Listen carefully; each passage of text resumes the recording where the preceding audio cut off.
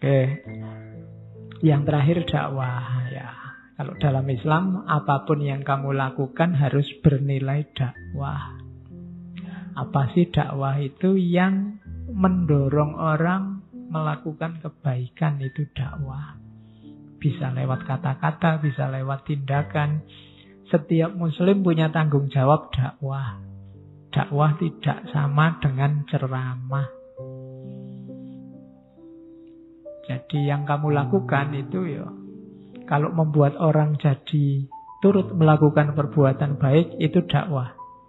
Makanya ada hadis man sanna sunnatan hasanatan, barang siapa melakukan, mencontohkan perbuatan baik, diikuti orang perbuatan baik, pahalanya mengalir. Sebaliknya yang melakukan perbuatan jelek, diikuti orang berbuat jelek, itu dosanya juga mengalir. Itu menunjukkan bahwa hidup kita ini dakwah. Termasuk humornya. Jadi fungsi humor kalau dalam sufi adalah dakwah, kritik, motivasi dan introspeksi dan menggugah pikiran. Nanti contohnya banyak, ini masih teori-teorinya. Sekarang kita ketemu Nasruddin. Nasruddin ini sebenarnya tokoh universal. Kalau kamu tanya orangnya ada enggak, Pak? Yang sebenarnya ada. Cuma dia ini tokoh universal, diakui di mana-mana. Orang Turki mengaku dia orang Turki, orang Afghanistan mengaku dia orang Afghanistan, yang Iran juga begitu, yang Afghanistan, yang Uzbekistan juga begitu. Namanya banyak. Ada kadang ditulis Nasruddin, ada Nasruddin, Nasreddin. Ya, variasinya banyak. Itu kamu baca sendiri ya. Nasraddin, Nasreddin, Nastratin, Nusretin, sampai ada yang terakhir itu Nazaruddin. Ya. Itu varian namanya Nasruddin. Jadi ya, cuma di Indonesia kok enggak lucu ya. Harusnya Nasruddin itu lucu. Kok di Indonesia ganti Nazaruddin nggak jadi. Gelarnya ya kita kenalnya Hoja. Hoja itu satu akar kata dengan hok. Hokha. Ya. Ada Hwaji. Ada Hoja, Hotsa. Itu ya sesuai dialek masing-masing. Artinya kalau Indonesia kaya kiai. Jadi mullah. Kadang effendi atau afandi. Ada juga gelar haji. Ada di banyak tempat, banyak gelar, banyak ejaan, banyak nama. Dicampur-campur karena citra lucunya dan penuh hikmahnya. Kadang rancu, kalau di Arab rancu dengan tokoh Juha atau tokoh Bahlul. Kalau di Indonesia rancu dengan Abu Nawas. Abu Nawas itu penyair. Orang menyebutnya penyair homoerotika. Kapan-kapan ya kita ngomong Pujangga jilid 2. Kita angkat. Tidak selucu yang kamu ceritakan. Cuma di Indonesia kelucuan Nasruddin itu kecampur sama Abu Nawas. Terus dianggapnya itu kisahnya Abu Nawas. Tapi Abu Nawas tidak selucu itu. Abu Nawas penyair serius. Cuma kecampur. Indonesia nasibnya sama kayak di daerah Swahili. Itu juga kecampur dengan tokoh Abu Nawas. Di Cina juga ada. Kalau di Cina namanya Afandi. Kalau di Jogja juga ada Afandi. Tapi Afandinya kan pelukis. Kalau ini gelar Afandi. Dari bahasa Uighur. Afanti. Semuanya ngaku Nasruddin milik kita. Karena memang cerita-ceritanya universal. Ya, orangnya sebenarnya yang dimaksud itu yang lahir sekitar abad ke-13, 1200 sekian. Meninggalnya 1275, 1285. Dari provinsi Akshehir, daerah Turki. Yang sebelah kanan itu makamnya. Makamnya juga lucu. makamnya itu kayak yang sebelah itu ada gerbangnya, ada gemboknya besar, tapi belakangnya tidak ada temboknya. Jadi gunanya apa gerbang sama gembok besar itu? Yang masuk dari belakang itu langsung bisa, ngapain ada gerbangnya? Jadi makamnya aja sudah bisa melucu. Itu Nasruddin. Terus ya setiap tanggal 5 sampai 10 Juli kalau di Aksahir sana ada namanya Festival Internasional Nasruddin Hoja. Kalau mau mengadakan di sini boleh bikin acara yang lucu-lucu, stand up comedy ala masjid. Nah, memperingati Nasruddin Hoja. Goleki santri sing lucu-lucu suruh ndagel. Ndagel yang religius tapi. Cuma kalau ngomong sara urusannya penjara kamu. Cuma itu Festival Internasional Nasruddin. Nah, tahun 96 dia oleh UNESCO ditetapkan sebagai tahun Nasruddin Hoja. Jangan salah, ini tokoh internasional. Dulu kita kenal Rumi juga kan dapat anugerah tahun. Jadi ada tahun Nasruddin Hoja itu tahun 96. Belum lama. Di barat juga ceritanya luar biasa, banyak orang suka dengan cerita-ceritanya Nasruddin. Guru pertamanya ayahnya sendiri, namanya Abdullah Afandi, seorang imam di desa. Nanti Nasruddin ini setelah diajar ayahnya, belajarnya di konnya. Konon nanti antara lain dia juga belajar dari Maulana Jalaluddin Rumi, tasawufnya, meskipun dia juga nanti berguru sufi pada Sayyid Muhammad Haironi. Ada cerita, saya tidak tahu kebenarannya, saat berguru pada Sayyid Muhammad Haironi ini, Nasruddin ini agak usil. Jadi santri yang suka usil, suka nyeplos, bikin ketawa temannya. Akhirnya oleh gurunya, Nasruddin, kamu besok jadi sufi, jadi orang bijaksana. Tapi sebijaksana apapun kata-katamu, orang akan tertawa. Oh, kalimatnya gurunya ampuh ternyata. Akhirnya juga begitu, dia jadi orang yang sebenarnya sangat bijaksana, tapi setiap perilakunya, setiap tindakannya membuat orang ketawa. Itu Nasruddin. Dan konon juga beliau hidupnya di era ketika Mongol menginvasi negara-negara Islam. Sehingga banyak cerita Nasruddin dengan Mongol, khususnya dengan Timur Leng. Nanti di buku-buku banyak. Dan Nasruddin ini mungkin suka mengembara. Ada beberapa cerita beliau kemana-mana, dari Rusia sampai Cina, sehingga cerita tentang Nasruddin ini tersebar di mana-mana. Orang ngertinya Nasruddin ini pokoknya sufi yang lucu. Kata-katanya dan perilakunya penuh hikmah, tapi orangnya lucu, menyenangkan. Kenalnya begitu. Sosoknya di catatan saya ada 6 ini. Dia ini seorang mullah.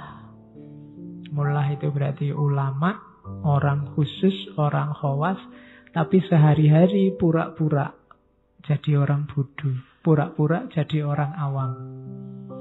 Gayanya pokoknya itu, dia ini orang yang tidak masuk di klasifikasinya Ghazali. Kalau Ghazali kan ada orang pinter tapi tidak tahu kalau dia pinter, ada yang 4 itu. Tapi Ghazali nggak punya klasifikasi orang pinter yang pura-pura bodoh. Makanya saya sebut alternatif, tidak ada. Yang banyak kan orang bodoh pura-pura pinter. Ini kebalikannya, orang pinter tapi pura-pura bodoh. Dan kalimatnya, kata-katanya, perilakunya lucu. Orang paling awam bisa tertawa, tapi hanya orang yang paham, yang mau berpikir dalam, yang bisa menangkap maksudnya. Kamu baca ceritanya mesti ada buku kumpulan humor sufi ceritanya Nasruddin itu, kamu mesti ketawa. Tapi coba satu-satu cerita kamu jelimeti, kamu renungkan, nanti ada makna yang dalam di situ. Malam ini kita coba semacam itu. Kemudian yang keempat, Nasruddin ini pemberani. Dia tidak takut ketemu Timur Leng, dia tidak takut ketemu ngeritik tetangganya sendiri, ngeritik masyarakatnya, ngeritik tradisi. Dia pengen ngomong-ngomong aja. Timur Leng yang sangat ditakuti itu, satu ketika kalau ketemu Nasruddin, kamu kan dipercaya masyarakatmu. Menurutmu, hargaku ini kalau dijual berapa, katanya Timur Leng. Jawabannya Nasruddin, ya kalau saya lihat sampean ini ya paling harganya ndak nyampe 1000 dinar. Ketawa Timur Leng, lah kok bisa? Aku ini raja timur dan barat, hargaku nggak nyampe 1000 dinar. Bajuku aja hampir 1000 dinar. Lah iya, saya cuma menilai bajunya sampean. Itu kan mau nyindir sampean nggak ada harganya. Yang ada harganya bajunya. Oh, itu kamu ngomong kayak gini di depan presiden, bisa wassalam. Tapi kalau Nasruddin tidak, karena orang tahu seperti apa kualitas seorang Nasruddin. Oke. Nah, ikon di mana-mana gambar Nasruddin itu sebagian besar seperti ini. Jadi gambar Syekh Maulana naik keledai tapi menghadap ke belakang. Biasanya ilustrasinya dia ini ngadep ke belakang karena diikuti murid-muridnya yang di belakang. Itu kan lucu, kamu lihat saja lucu, tapi sebenarnya ya ada maknanya. Yang pertama, sebenarnya ini simbol. Simbol apa? Yang pertama, membelakangi dunia.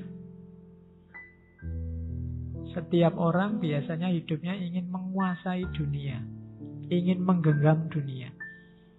Para sufi ingin membelakangi dunia. Nasruddin ini seorang sufi, maka dia ingin membelakangi dunia. Analoginya naik kedelai ngadep ke belakang. Ya nanti kamu boleh nyoba. Kalau pulang naik motormu ngadep nang mburi. Niru Nasruddin. Yang kedua itu isyarat bahwa Nasruddin sudah bisa menguasai egonya. Dibiarkan saja keledai itu jalan sendiri di arah yang tepat. Jadi tidak perlu dituntun. Kenapa orang ngadep ke depan? Kan ingin mengarahkan kudanya, mengarahkan keledainya. Tapi kalau kudanya, keledainya sudah terkontrol, sudah pintar, tidak perlu capek-capek dikontrol. Maka simbolnya dia ngadep ke belakang. Nggak mungkin kesasar, wong sudah dikuasai keledainya. Yang ketiga, tadi kan ceritanya biasanya di belakangnya ada murid-muridnya. Dia tidak ingin membelakangi murid-muridnya. Dia tidak ingin kelihatan lebih menonjol dibandingkan murid-muridnya. Dia tidak ingin disebut orang yang nomor satu, yang punya kelebihan. Makanya gambarnya naik keledai menghadap ke belakang. Jadi itu gambarnya lucu, kesannya juga lucu, tapi maknanya dalam. Kamu ketemu makna semacam ini dari mana? Yo mikir. Logikanya tidak jauh-jauh dari logika para sufi. Karena Mullah Nasruddin ini seorang sufi.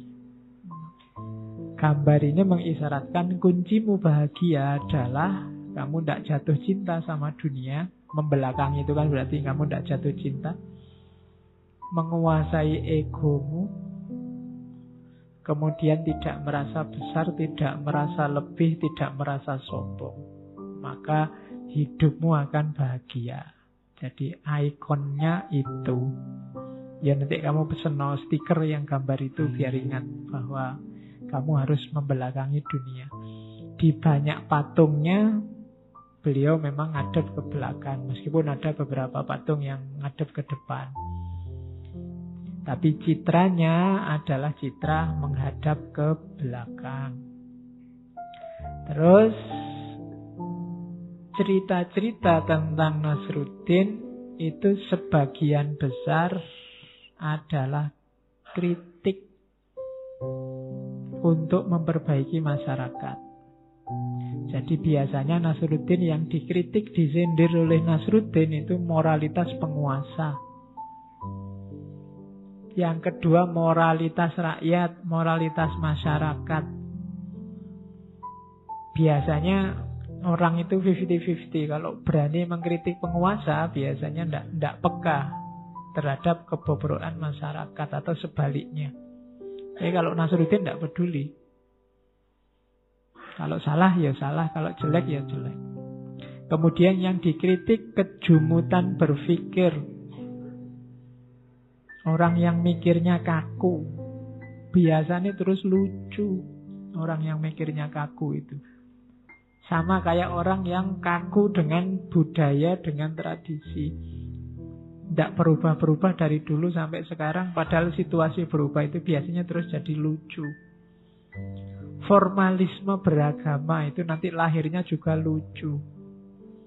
Beragama secara kaku. Makanya hidup ini banyak yang lucu di sekelilingmu. Dan itu yang disindir oleh Nasruddin. Katanya manusia itu intelektual, makhluk paling tinggi, paling mulia. Tapi perilakunya ternyata membuat orang tertawa. Dan itu dibuktikan langsung oleh Nasruddin.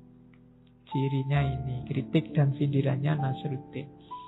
Nah, kalau ingin jadi Nasruddin, bangun worldview 1, 2, 3, 4, 5, 6. 6 cara hidup, cara berpikir. Yang pertama, Nasruddin ini hidupnya susah. Sering ketemu kemalangan, kesulitan. Tapi dia mengelola semua penderitaan, kesumpekannya jadi tertawa. Nanti kamu coba ya, kamu punya masalah apa saja, kamu sikapi itu dengan tertawa. Kok lucu ya aku ini, kok lucu ya dunia ini, kok lucu ya masyarakat ini, kok lucu ya politik itu, kok lucu ya KPK itu. Misalnya ada koruptor ketangkap, dada-dada sambil ketawa itu kan. Oh itu. Iya. Koruptor ternyata gayanya wis kaya Nasruddin. Wong dapat masalah besar, penjara menanti masih bisa dada-dada dan ketawa. Oh itu kan kamu ketawakan juga kan, ketawanya mereka itu gaya Nasruddin. Kamu ada masalah apapun tertawa. Misalnya kamu nonton TV, nonton artis, kok cakep-cakep ya, aku pengen loh punya pacar kayak gitu. Terus kamu ngaca, terus kamu ketawa. Iya ya, aku koyong ini kok mimpinya kayak gitu misalnya. Terus kamu tertawa, tidak apa-apa. Jadi ada, itu kan penderitaanmu. Nah, rumusnya Nasruddin, penderitaan diubah jadi tertawa. Jangan terus sumbak stres. Kalau stres kamu susah nanti. Ketawa, dinikmati. Sholat subuh jam 7, ketawai dirimu. Ya. Ya kan, kok ya lucu yo aku ini ngaku anak soleh tapi sholat subuh jam 7. Itu kan lucu hidupmu. Gaya Nasruddin begitu. Terus gaya Nasruddin yang kedua, pura-pura bodoh, jangan ngaku pinter. Tapi bukan pura-pura tolol apa pura-pura ndak waras loh ya. Pura-pura bodoh itu jangan gaya minteri orang. Orang yang bermanfaat itu kayak Sokrates itu loh. Dia merasa ndak tahu, dan kalau ngajak ngobrol bukan dia ngasih kebenaran, tapi yang diajak ngobrol ketemu kebenaran dengan sendirinya. Jadi tidak nyekoi, tapi orang tercerahkan dengan sendirinya. Itu sebenarnya gaya Sokratik, dan gayanya Nasruddin juga begitu. Dia ngomongnya lucu-lucu tidak jelas, tapi orang jadi tercerahkan, tersindir. Oh iya ya, berarti aku selama ini keliru, aku selama ini tidak pas. Itu gaya Nasruddin. Kalau sudah minteri, dikit-dikit ceramah, dikit-dikit ngasih dalil, kamu nggak cocok sama Al-Quran surat An-Nahl, ya orang mesti rada wegah. Jadi biarkan orang nyari sendiri, biarkan orang tercerahkan dengan sendirinya. Itu gayanya Nasruddin. Jadi worldview yang kedua. Worldview yang ketiga, menerima kenyataan. Jadi kenyataannya apa itu diterima dan dijalani. Itu gayanya Nasruddin. Jadi tidak, kita ini sering banyak masalah, sering galau, sering sumpek karena angan-angan kita tidak nyambung sama kenyataan. Terus kita stres dewi. Jalannya bahagia gampang. Terima kenyataan hidupmu. Uraikan. Kalau memang ingin naik level, naikkan sedikit demi sedikit. Jadi tidak ngarang. Dan yang keempat ini lanjutannya, terus terang. Jadi jujur saja. Jelek ya ngaku jelek. Cakep ya ngaku cakep. Pacarku itu ndak paling cakep di dunia kok Pak, cuma dia satu-satunya yang mau sama saya. Nah ini kan jujur. Daripada kamu menipu dirimu sendiri, engkaulah yang paling cantik, mesti bohong, mesti gombal itu. Kalau ditanya, aku yang paling cantik ya? Ya ndak. Cuma kamu yang mau sama aku. Yang lain kan itu lebih nyaman untuk psikologimu daripada kamu menipu. Wis pacaran tuh so ngapusi bisa. Kalau jujur kan enak. Jadi terus ya spontan. Jangan terlalu jelimet. Jadi fakta, kebenaran itu kalau hasil dari penjelimetan itu sebenarnya mungkin tidak benar itu. Biasanya hal-hal yang tidak benar kamu bulet-buletkan akhirnya jadi benar. Makanya ada prinsip kalau di Ghazali ciri berpikir yang benar itu at-tabadur ilal faham. Langsung orang bisa paham. Kalau masih butuh penjelasan panjang lebar itu biasanya perlu dicurigai. Masih perlu justifikasi. Yang lebih simpel biasanya lebih mudah dipahami, lebih mendekati kebenaran. Lebih spontan dibandingkan yang butuh penjelasan panjang, lebar, rumit, jelimet. Maka cari kebenaran yang spontan, yang mudah dipahami. Nanti contohnya banyak. Terus yang terakhir, seorang Nasruddin tidak mudah takut. Pemberani. Bahkan sama raja, sama penguasa, sama penjajah sekalipun dia berani.